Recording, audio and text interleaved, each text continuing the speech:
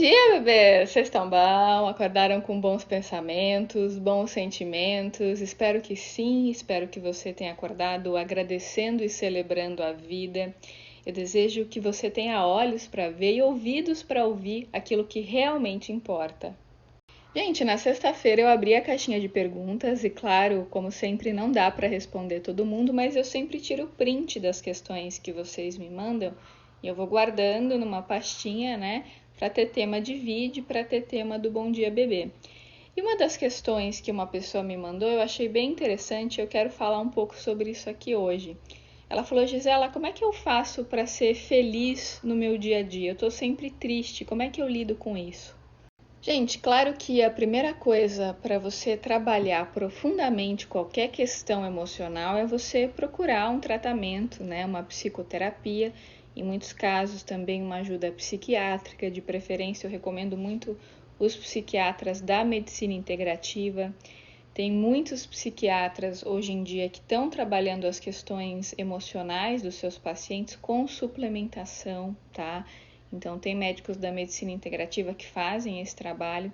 Então, claro que para você trabalhar o seu caso mais a fundo, você não vai se basear só no que eu estou falando aqui, até porque eu não conheço o seu caso individual. Seria leviano da minha parte falar de um caso específico. Você tem que procurar um tratamento individual, né? Mas falando de forma genérica, pode ser que eu dê algumas sugestões aqui que sejam úteis para um complemento a uma psicoterapia, se você sentir no seu coração que deve, tá? O que eu acho, gente, pensando agora de uma forma mais filosófica, é que a gente viveu durante muito tempo numa sociedade que sempre condenou a alegria, né? E o que a gente vê hoje é uma sociedade que incentiva a excitação efêmera e a negação da dor, que não tem nada a ver com alegria genuína. Porque a alegria genuína, ela parte de um nível de consciência, de uma percepção. Ela não tem nada a ver com uma empolgação que é fruto de uma anestesia que nos é imposta. Vou dar um exemplo prático para ficar mais fácil de entender. Vamos dizer que você está vivendo a dor de um luto. Por exemplo, uma pessoa que você amava muito desencarnou e você tem que encarar essa dor, né? É natural e é esperado, né, se você amava muito essa pessoa, que você vai passar por alguns estágios desse luto, até você conseguir aceitá-lo completamente. Isso leva tempo, muitas vezes leva alguns meses, né? Às vezes até anos para algumas pessoas. Então, é um processo de aceitação que não acontece do dia para a noite. Quando você não olha para essa dor, quando você nega essa dor, finge que não está acontecendo nada e começa a se anestesiar, então é muito importante quando você está vivendo uma dor, né, que você olhe para aquela dor profundamente, que você encare, que você integre aquilo na sua vida, que você não negue aquela dor. Agora, existe um outro aspecto, né? Da mesma forma que existem pessoas que estão sempre super empolgadas, querendo negar a tristeza, né? Porque não compreendem que a tristeza faz parte da vida num mundo de dualidade. Também existem pessoas que, às vezes, até por um vício de comportamento, se apegam à tristeza. E sempre que você olha para a pessoa está com uma cara triste. De alguma forma, aquilo, né, quando não é um problema psiquiátrico, pode ser uma passivo-agressividade que ela aprendeu a desenvolver por defesa. Então, é muito comum que algumas pessoas, por defesa, desenvolvam uma cara de sofrimento, né, uma cara de que estão sempre de luto, porque muitas vezes na infância dessas pessoas elas só recebiam atenção quando elas estavam doentes, quando elas tinham se machucado, ou seja, quando elas estavam com algum problema. Quando elas estavam bem, ninguém olhava para elas.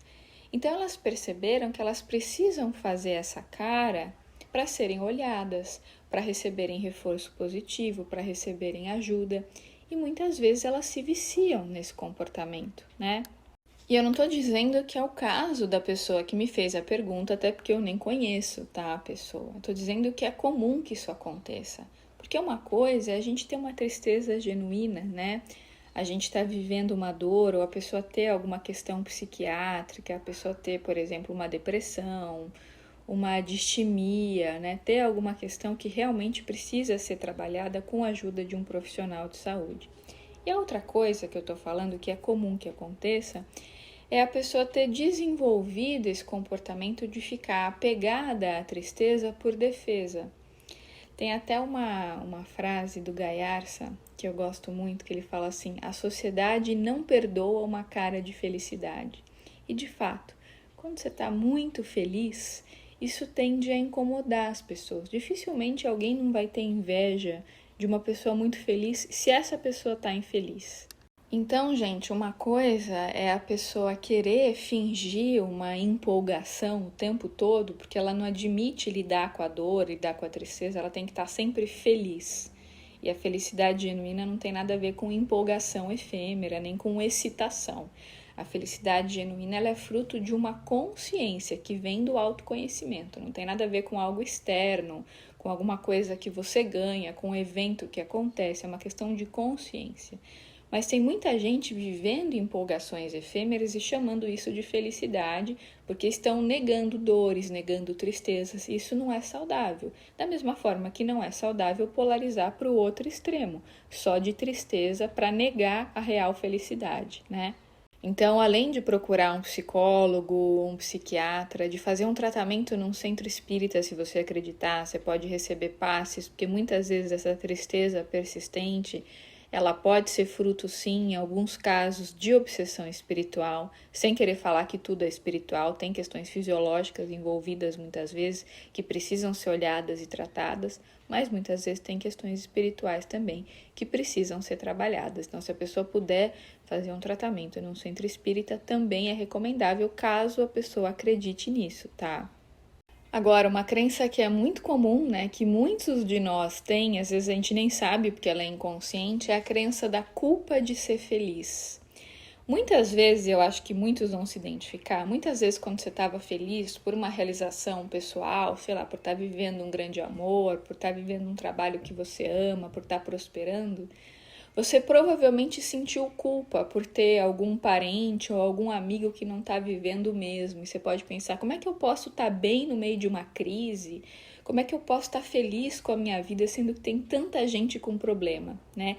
E aí entra aquela obsessão gigantesca da culpa de ser feliz.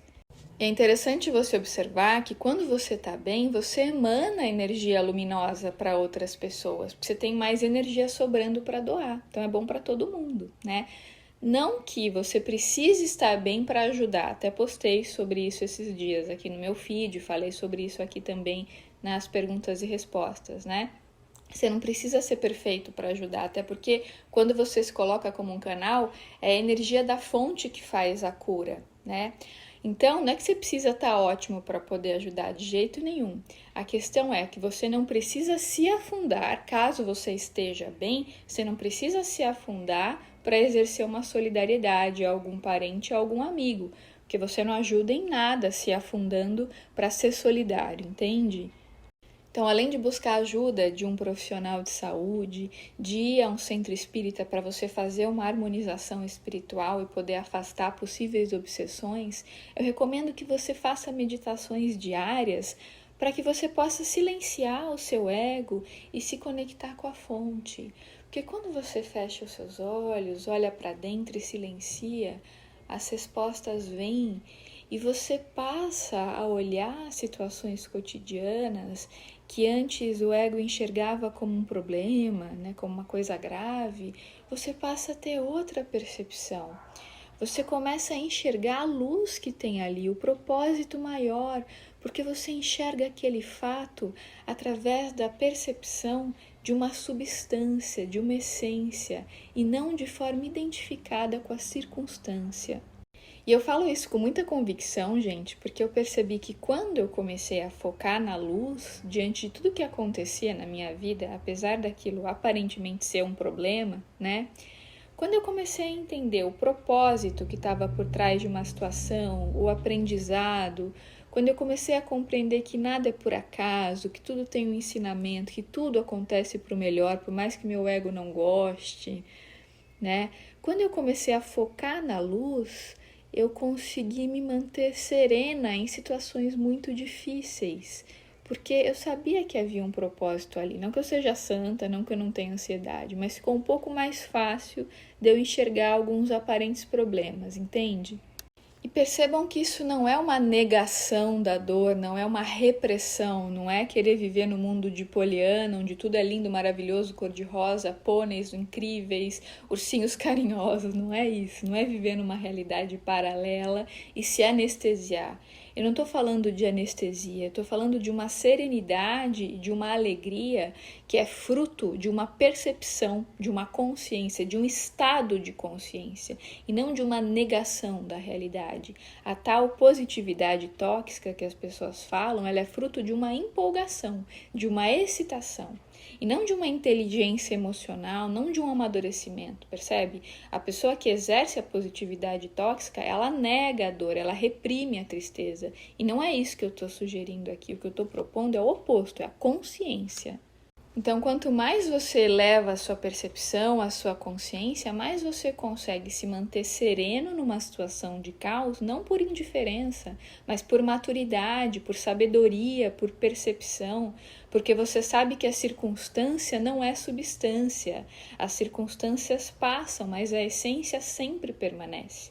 E quanto mais consciente de si a pessoa está, isso é fruto do autoconhecimento, mais ela tem essa percepção que as circunstâncias passam, né? Isso não significa passividade, ela pode agir no caos, mas ela vai agir movida pela percepção e não pelo medo, não pela ansiedade, porque ela não está dominada pelo instinto, ela está agindo muito mais pela percepção, pela intuição do que por instinto.